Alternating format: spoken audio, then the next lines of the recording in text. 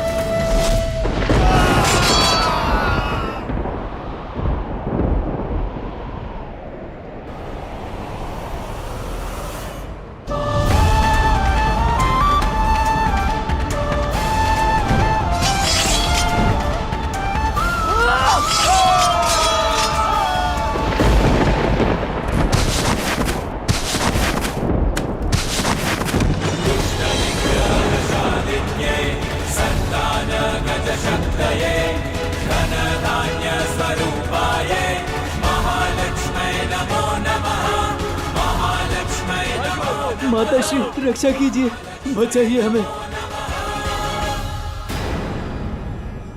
नहीं माँ, ये दया नहीं दंड के भागी हैं। भार्गवी, ज्ञात रहे ये असुर है और इनके गुरु तुम्हारे भैया अर्थात मेरा पुत्र शुक्र है। यदि ये संकट में है तो इनकी रक्षा करना मेरा धर्म है। मैं इन्हें मना नहीं कर सकती, किंतु यह अधर्म है माँ। निर्दोष पर वार करने वाले को दंड मिलना चाहिए, दया नहीं। और अधर्म का साथ देने वाला भी अधर्म का भागी बन जाता है। पापियों का साथ देना पाप ही कहलाता है। पाप के नाश के लिए, अधर्म के विनाश के लिए हो रहे इस धर्म यज्ञ में आहुति देने के लिए सज्ज हो जाइए। हट जाइए माँ, इन्हें दंड मैं स्वयं दूंगी। मैं नहीं हटूंगी, भले ही मुझे इनकी रक्षा के लिए तुमसे स्वयं युद्ध ही क्यों ना करना पड़े। माँ, मेरी बात समझिए, मार्ग छोड़िए। मैं नहीं हटूंगी भार्गवी। हट जाइए, अन्यथा। अन्यथा क्या भार्गवी? अन्यथा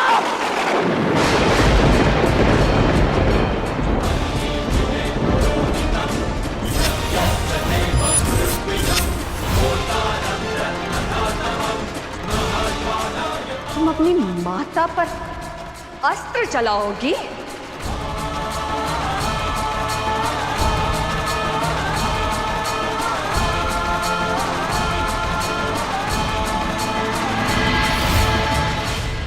अधर्म का साथ देने वाले पर तो अस्त्र चलना ही चाहिए माँ, किंतु आप मेरी माँ हैं,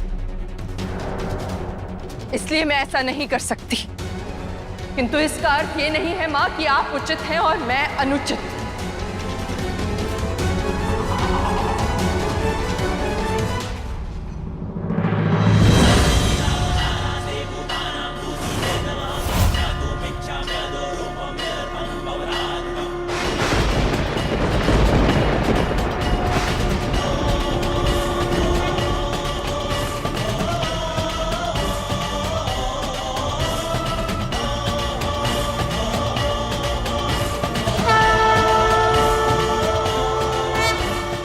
इसी प्रकार, बस इसी प्रकार आपकी माता उस दिन भी अनुचित थी।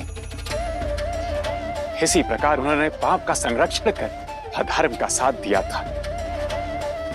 आप उनकी पुत्री के बंधन में बंधकर उन पर प्रहार नहीं कर रही थी, किंतु मैं पालनकर्ता के कर्तव्य से बंधा था और धर्म की रक्षा के लिए मुझे आपकी माता का शीश काटना पड़ा। और इसी कारण आप सभी मेरे शत्रु बने हुए हैं। नारायण, अब ना मैं आपको सुनना चाहती हूं ना देखना चाहती हूं। अब आपका छल नहीं चलेगा। चले जाओ यहां से। चला जाऊंगा देवी, अवश्य चला जाऊंगा, किंतु मेरे बात पर विचार अवश्य कीजिएगा। क्योंकि धर्म हित के जिस मार्ग पर कल मैं खड़ा था, आज उसी मार्ग पर आप हैं। अब मेरे उचित और अनुचित का निर्णय आप पर है। जो आपने किया वो अनुचित था, है और सदैव रहेगा। क्रोध केवल द्वंद्व को जन्म देता है, उत्तर को नहीं देवी। जब शांत चित्त से बैर को भुलाकर आप स्थिति और मेरे कर्मों का मूल्यांकन करेंगी, कदाचित तब आप उचित निर्णय ले पाएंगी। यदि मैं आपको अनुचित लगा तो मैं नारायण कभी आपके सामने नहीं आऊंगा। जो असुर लक्ष्मी और नारायण के विरह का कारण थे,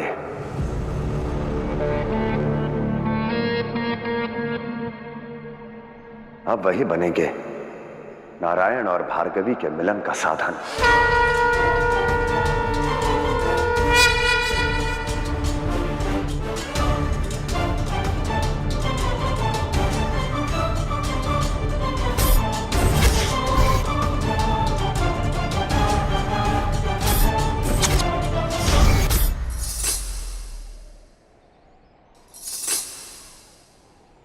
किस सोच में खोई हैं देवी?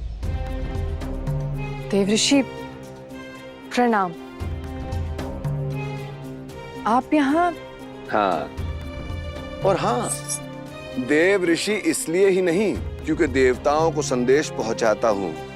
देव ऋषि इसलिए भी क्योंकि देवताओं का वास्तविक पक्ष सामने लाता हूँ। अर्थात आप यहाँ नारायण का पक्ष लेने आए हैं?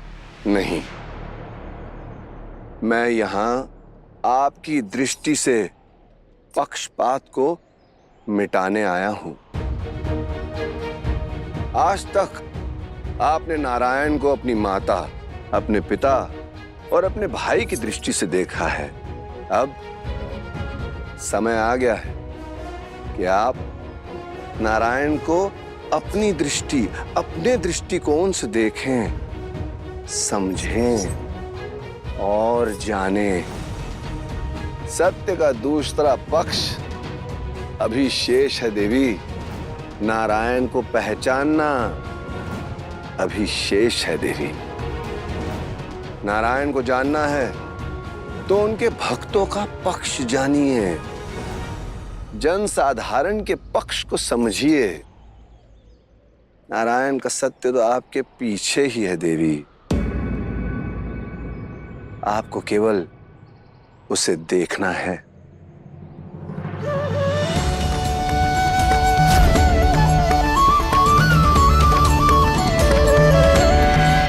इन सभी ने अपने तन की आंखों के साथ साथ अपने अंतर मन की आंखों से भी नारायण को देखा है, उनके दर्शन का सुख पाया है। इनसे उत्तम नारायण का अस्तित्व और व्यक्तित्व आपको और कोई नहीं समझा सकता देवी।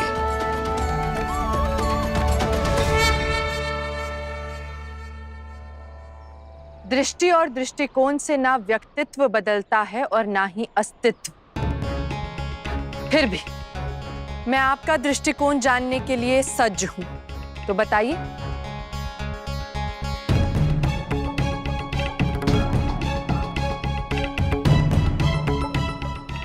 आप सभी मौन क्यों हैं? बताइए, ऐसा कौन सा सत्य है नारायण का जो मैं नहीं जानती? भगवान के भक्त से सुंदर भगवान का गुणगान और कौन कर सकता है? बंधु, बताओ देवी भार्गवी को कि क्या है नारायण, कौन है नारायण? चलिए देवी, हम आपको मिलवाते हैं अपने नारायण से। हाँ प्रभु देवी, नारायण के दर्शन हमारे के साथ लिए चलिए। चलिए चलिए देवी, आइए हमारे साथ, आइए। जाइए देवी। ठीक है, चलो। चलिए देवी, आइए देवी, आइए।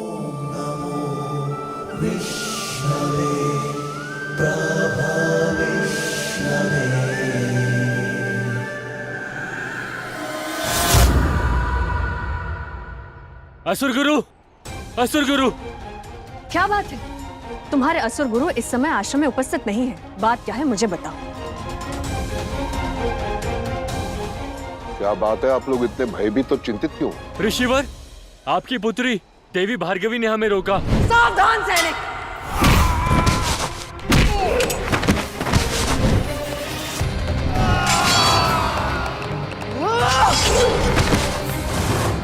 यदि ये संकट में है तो इनकी रक्षा करना मेरा धर्म है।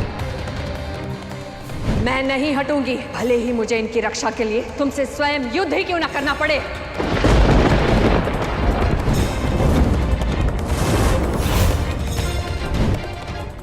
बस इसी प्रकार आपकी माता उस दिन भी अनुचित थी। इसी प्रकार उन्होंने पाप का संरक्षण कर अधर्म का साथ दिया था।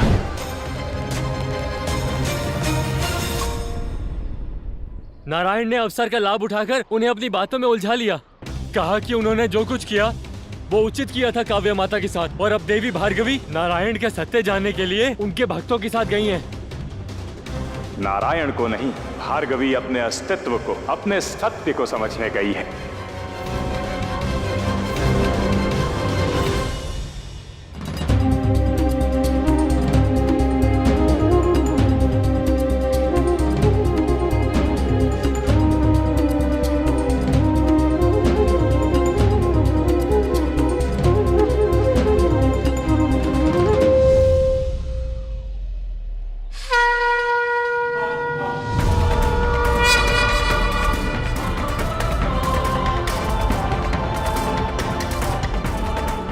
शीघ्र ही भार्गवी अपने नारायण को जान जाएगी।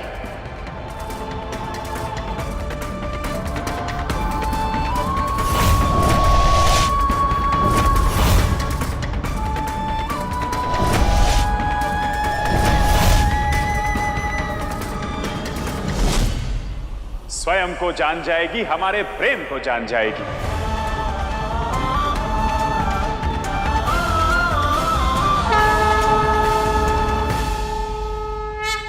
ऐसा कदापि नहीं होगा। विवाह के पूर्व हम उसे भनक तक नहीं लगने देंगे कि वो भृगुपुत्री भार्गवी नहीं, नारायण की लक्ष्मी है। प्रतिशोध की अग्नि पर प्रेम की वर्षा होने की घड़ी आ गई है।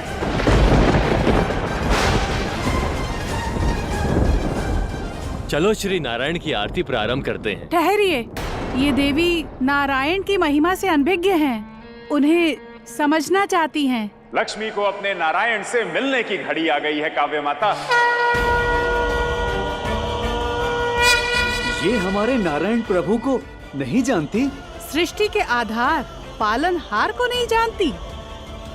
भार्गवी! भार्गवी! भार्गवी! हमारे नारायण प्रभु वो बल हैं जो पिता के समान इस ब्रह्मांड को चलाते हैं।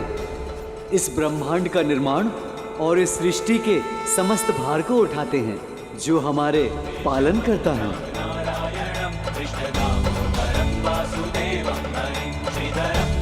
जब असुर हैग्रीव ने इस सृष्टि को डुबाना चाहा, तब हमारे प्रभु और उनकी धर्मपत्नी माता लक्ष्मी ने मत्स्य अवतार लेकर इस पृथ्वी को बचाया था। जगत कल्याण के लिए हुए समुद्र मंथन में हमारे प्रभु नारायण ने कूर्मा अवतार लेकर संसार के कल्याण का आधार संभाला और मोहिनी अवतार लेकर अमृत को दुष्टों के हाथों में जाने से बचाया था। नारायण है तो मन में विश्वास है। लक्ष्मी नारायण हमें संबंधों की परिभाषा सिखाते हैं, प्रेम करना और उसे निभाना सिखाते हैं। प्रभु नारायण परिवार बसाना और घर चलाना सिखाते हैं। झूठ झूठ झूठ झूठ है ये सब। यदि नारायण के लिए पत्नी, प्रेम और परिवार इतना ही महत्वपूर्ण है, यदि उन्हें संबंधों की इतनी ही समझ है, तो वो अपनी पत्नी देवी लक्ष्मी को छोड़ भृगु की भार्गवी से क्यों प्रेम करने लगे?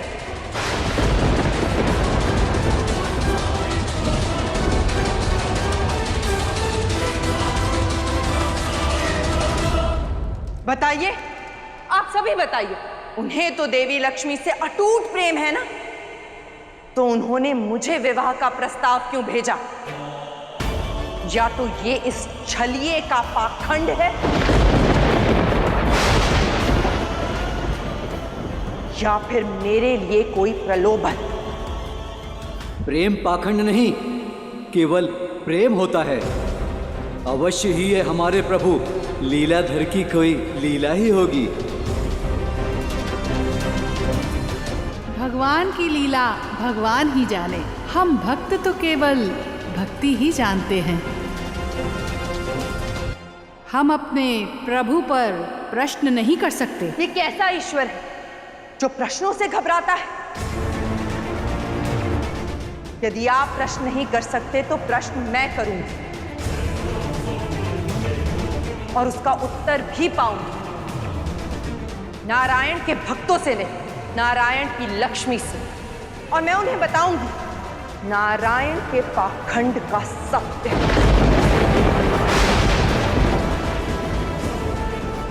ऐसे नास्तिक को समझाना व्यर्थ है। हम अपनी भक्ति पर प्रश्न क्यों सुने? चलो, आरती का समय हो गया है।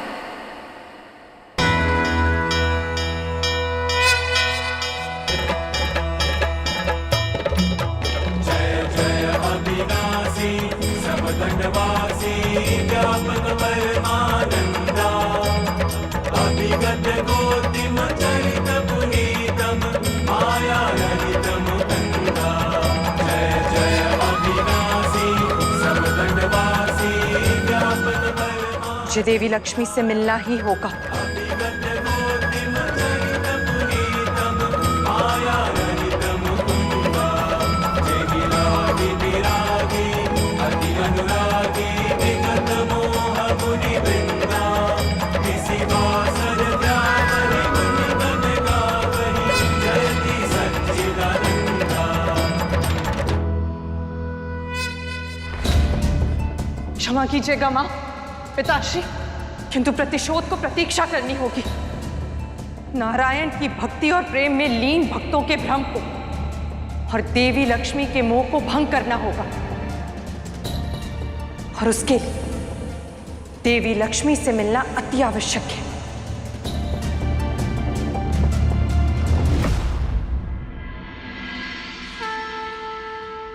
मुझे आपसे मिलना ही है नारायण, फिर चाहे उसके लिए मुझे जो भी करना पड़े।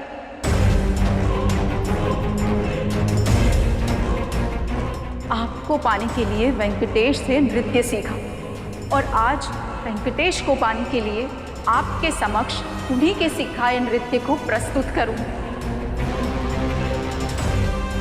ये पांव तब तक नहीं रुकेंगे जब तक आप दर्शन नहीं दोगे। मैं नाचूंगी और आपको आना ही होगा।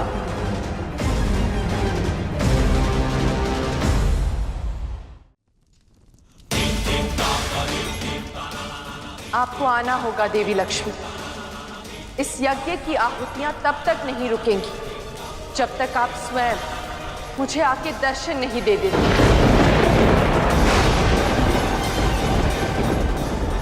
मैं भृगुपुत्री भार्गवी इस प्रकृति का आवाहन करती हूं। यदि मेरी निष्ठा सच्ची है, आत्मा शुद्ध है, तो मेरी मंशा पूरी हो, ये यज्ञ सफल हो और मुझे देवी लक्ष्मी के दर्शन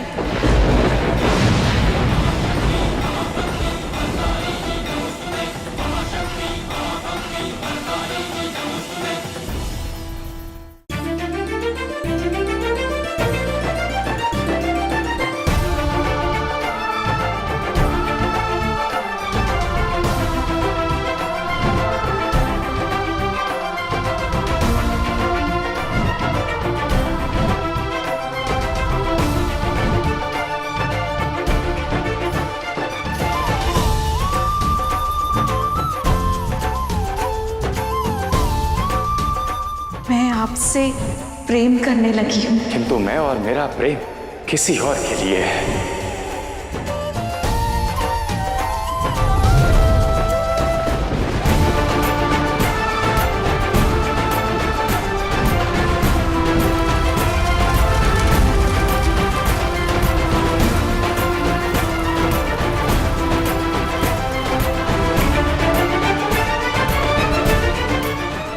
की आशा केवल भार्गवी है।